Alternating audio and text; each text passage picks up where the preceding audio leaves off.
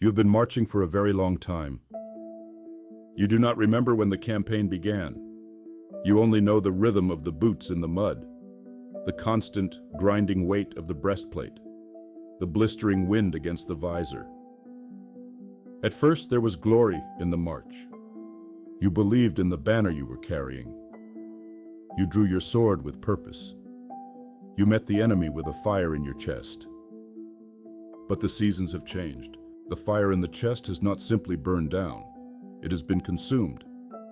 Now the armor feels twice as heavy as it did a year ago. The sword, once an extension of your arm, feels like a block of lead dragging you toward the earth. You look at the horizon and you do not see victory. You only see more mud. You only see another hill to climb. You are not merely tired.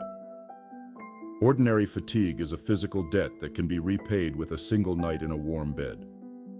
But you have slept, and you have woken up just as exhausted. The exhaustion has seeped past the muscle. It has bypassed the bone. It has settled deep into the marrow of the spirit. In the clinical world, this absolute depletion is called burnout. In the language of the keep, it is the siege of Ash. Burnout is not a failure of character. It is not a sudden loss of morality. It is a profound psychological and physiological injury.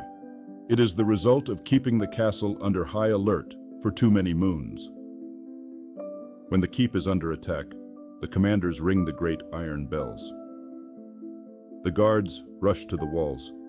The adrenaline of the fray sharpens the senses. The body gives you the strength to fight, to endure, to survive the breach. This is the stress response. It is a brilliant, primitive armor designed to keep you alive in the heat of a single battle. But the human mind was not designed to live under siege forever. In the modern world, the enemy is not at the gates. The enemy is in the mind.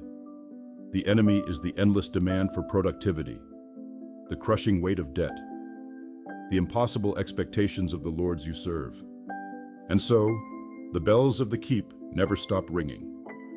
Day and night, the alarm sounds. The guards remain on the walls, freezing in the rain, staring into the dark, waiting for an attack that never ends. Eventually, the storehouses run empty. The grain is gone. The arrows are spent. The guards stop listening to the bells. This is the first symptom of the siege of Ash. Psychologists call it anhedonia. We call it the graying of the realm. Things that once brought you joy now feel like obligations. The food tastes like dust. The songs in the great hall are nothing but irritating noise. You look at the people you love, the people you swore an oath to protect, and you feel nothing but a hollow, aching distance. You care for them, but you no longer have the energy to feel the warmth of that care. The world loses its color. It is reduced to a series of mechanical tasks. Wake, don the armor, march, strike, sleep, repeat. When you reach this state, the ego panics. You remember the warrior you used to be. You remember the discipline you once wielded. And so, you try to use the old tools. You try to force yourself out of the mud. You take the hammer of discipline, and you strike the anvil. You command yourself to work harder. You call yourself weak. You punish your own mind for its reluctance. But the forge is cold. You are striking unheated iron. The metal does not bend, it only shatters. Discipline is a magnificent weapon. But discipline requires fuel. You cannot demand that a starving horse carry you into battle. This is the tragedy of the broken will. The harder you try to push through the burnout, the deeper you sink into the ash. The culture of the modern lords is a culture of endless harvest. They glorify the knight who never sleeps. They sing songs of the worker who sacrifices their health, their family, and their sanity for the sake of the gold. They tell you that resting is a sin, that stopping is a surrender to the enemy. They are lying. They are burning you alive to keep their own halls warm. A sword swung 1,000 times whethout seeing the whetstone will become a useless bar of blunt steel. It will not cut. It will only break. If you are in the siege of ash, you must accept a terrifying truth. The march must stop. You cannot cure burnout by running faster. You cannot heal a wound by continually striking it with a blade. You must execute a tactical surrender. You must step off the battlefield. To the ego, this will feel like a failure. The tremor will warn you that if you stop moving, you will be forgotten. That another night will take your place in the line. Let them have the place. The line is marching toward a cliff. Let them march. Your duty is no longer to the vanguard. Your duty is to the keep. You must lay down the heavy plate. You must unbuckle the steel.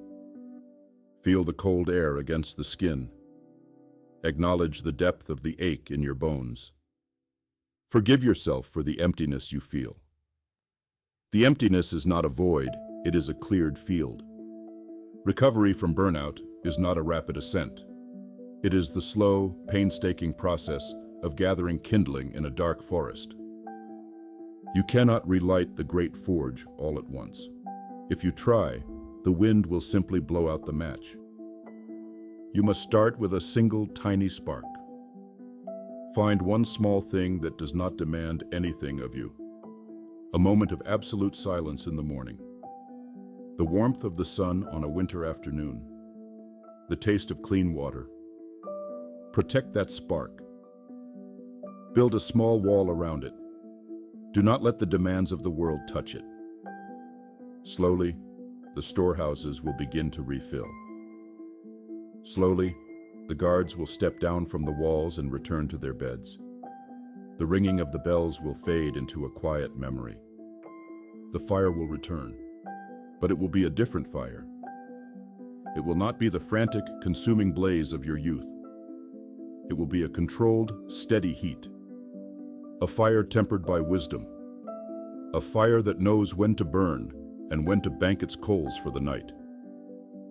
Do not force the march today. Lay the sword in the dirt. Sit by the cold hearth. Rest is not weakness.